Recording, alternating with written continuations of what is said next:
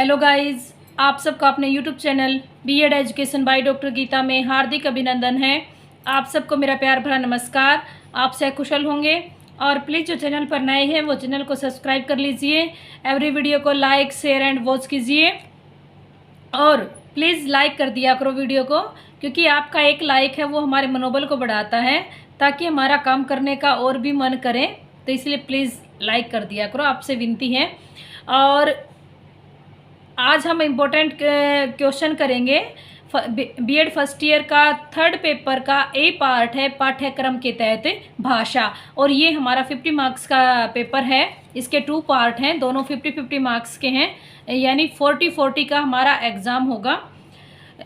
तो इसमें कुछ इम्पोर्टेंट टॉपिक हैं वो मैं आपको बताती हूँ। और ये पेपर है वो काफ़ी इजी है, एकदम बहुत ईजी है, क्योंकि लैंग्वेज के बारे में आप स्टार्टिंग से पढ़ते आ रहे हैं।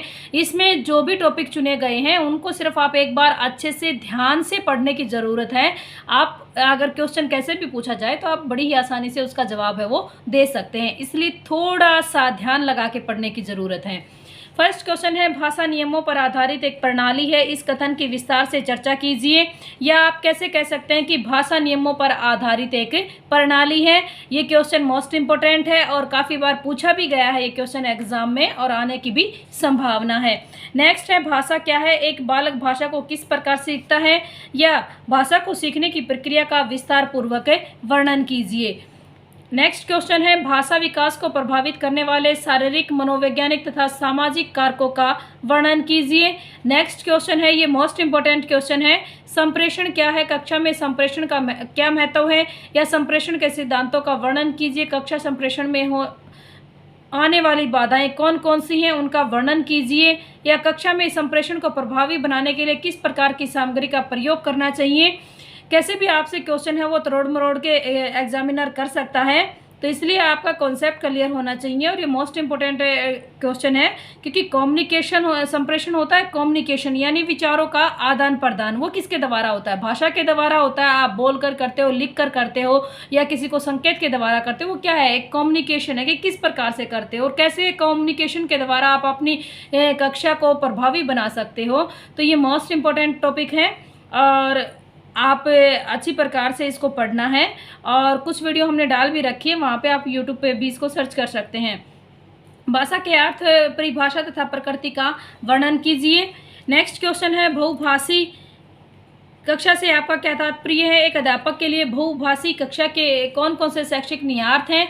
या बहुभाषिता का अर्थ समझाइए और भारत में बहुभाषिता की स्थिति पर प्रकाश डालिए। कैसे भी आपसे क्वेश्चन है वो कर सकता है। नेक्स्ट हमारा क्वेश्चन है, कोठारी आयोग की 3 भाषाओं का फार्मूला क्या है, इसकी विफलता का वर्णन कीजिए। त्रिभाषा यानी 3 भाषाएं कि एक हिंदी, अंग्रेजी और एक क्षेत्रीय भाषा कि जहाँ के आप निवासी हैं। त्रिभाषा का हमारा फॉर्मूला था और इसकी विफलता के क्या कारण थे, इसके वर्णन कीजिए, इसके बारे में आपको बताना है। नेक्स्ट है, स्वराघात से क्या अभिप्राय है। स्वराघात के संदर्भ में सामाजिक सांस्कृतिक भिन्नताओं का वर्णन कीजिए। ये मोस्ट इंपॉर्टेंट क्वेश्चन है और कई बार एग्जाम में ये पूछा जा चुका है। स्कूलों में बच्चों के लिए भाषा सीखने के लिए किस प्रकार का वातावरण तैयार किया जाना चाहिए। या बहुभाषी भारतीय स्कूलों में किस प्रकार का वातावरण तैयार करने की आवश्यकता है, क्योंकि भारत के जो स्कूल हैं वो बहुभाषीय हैं। वहाँ पर सिर्फ एक भाषा में शिक्षा नहीं दी जाती है, अनेक भाषाओं में शिक्षा है वो दी जाती है, और क्षेत्र के अनुसार भी। और हमारी राज्य भाषा जैसे हमारी हिंदी है, अंग्रेजी है, ये हमारी कंपलसरी है, जबकि एक हमारी क्षेत्र भाषा को भी चुना जाता है जिस क्षेत्र के हम निवासी हैं, ताकि हम अच्छी प्रकार से सीख सकें। यानी बहुत सारी भाषाएं हैं हमारे भारत में, और उनके आधार पर कैसे कक्षा का वातावरण अच्छा है वो बना सकते हैं। किसी भी प्रकार से आपसे क्वेश्चन है वो कर सकता है कि आपकी क्षेत्र भाषा का क्या योगदान है कक्षा को प्रभावी बनाने में। किसी भी वे में आपसे क्वेश्चन किया जा सकता है। नेक्स्ट हमारा क्वेश्चन है, बहुभाषी कक्षा कक्ष की आवश्यकताओं को ध्यान में रखते हुए अध्यापक के गुणों तथा सामर्थ्य का वर्णन कीजिए। नेक्स्ट है हमारी सेकंड यूनिट का हमारा क्वेश्चन है, श्रवण कौशल का क्या महत्व है। श्रवण कौशल के विभिन्न तत्व कौन कौन से हैं। श्रवण होता है सुनना, और इस श्रवण कौशल से संबंधित हमने क्वेश्चन है डाल रखे हैं यूट्यूब पे भी, आप वहाँ पर भी सर्च कर सकते हैं। नेक्स्ट है, मौखिक अभिव्यक्ति कौशल के विकास की आवश्यकता और उद्देश्यों का वर्णन कीजिए।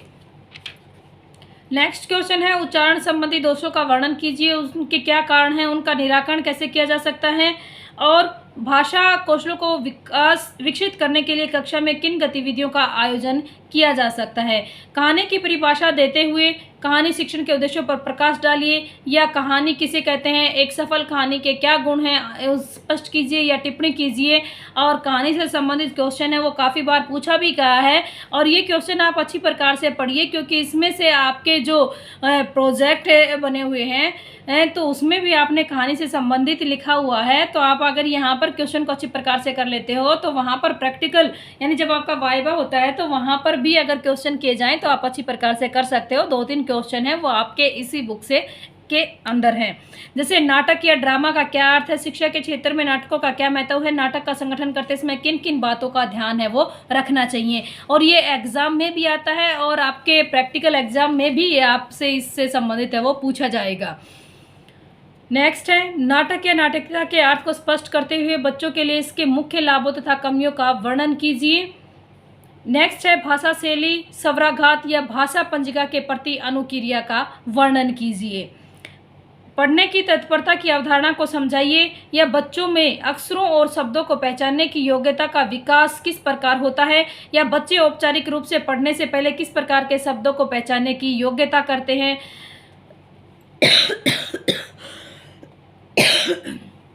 नेक्स्ट क्वेश्चन है सहस्वर वाचन की विधियां लिखिए, या यह सहस्वर पठन के उद्देश्य बताते हुए उसके महत्व व गुणों पर प्रकाश डालिए। व्यापक किस्म की पाठ्य सामग्री जैसे वर्णनात्मक, कथात्मक, वार्तालाप, जीवनी, नाटक, कविता, पत्र, पटकथा, रिपोर्ट तथा समाचार रिपोर्ट के पठन पर एक टिप्पणी लिखिए। व्यापक किस्म की पाठ्य सामग्री के पठन का क्या महत्व है, ये भी काफ़ी इम्पोर्टेंट टॉपिक है, और इसमें से कुछ टॉपिक आपके प्रैक्टिकल एग्जाम के भी हैं। तो प्लीज़ इस क्वेश्चन को अच्छे से पढ़ना ताकि आप अच्छी प्रकार से अपना एक वाइबा है वो अच्छी प्रकार से दे पाओ। नेक्स्ट है पठन के विभिन्न सोपानों का वर्णन कीजिए। पूर्व पठन तथा पठन के बाद की अवस्था पर एक टिप्पणी कीजिए। नेक्स्ट क्वेश्चन है लेखन कौशल की प्रकृति पर प्रकाश डालते हुए विभिन्न सोपानों का परिचय कीजिए।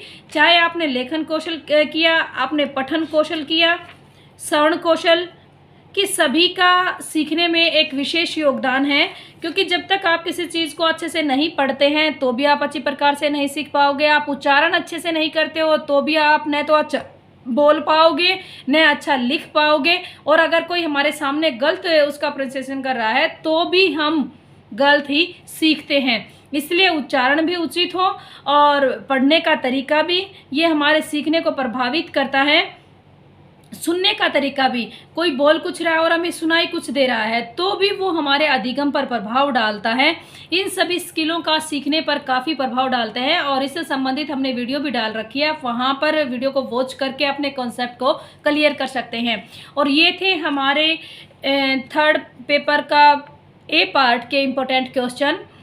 आपको अच्छी प्रकार से पढ़ना है, अच्छे से अपने एग्जाम की तैयारी करनी है। बस मैं आपको एक ही बात बताती हूँ बार बार कि बस एक बार आपने जो टॉपिक पढ़ा ना उसको अच्छे से पढ़ लीजिए, आपका कॉन्सेप्ट क्लियर होना चाहिए, फिर वो कहीं से तोड़ मरोड़ के पूछे जाए, क्योंकि बीएड कंफ्यूज करती है। बार बार टॉपिक को कहीं से कहीं उठा के, कहीं से कहीं किसी का सिरा और किसी की पूछ उठा के कहीं से कहीं मिला दिया जाता है। तो प्लीज़ कंफ्यूज मत होइए, अच्छे से कॉन्सेप्ट को समझिए और फिर अपना क्वेश्चन है वो करिए। प्लीज़ चैनल को लाइक, शेयर एंड वॉच कीजिए एंड सब्सक्राइब कीजिए। नेक्स्ट वीडियो में हम नेक्स्ट पेपर के इम्पोर्टेंट क्वेश्चन है वो डालेंगे।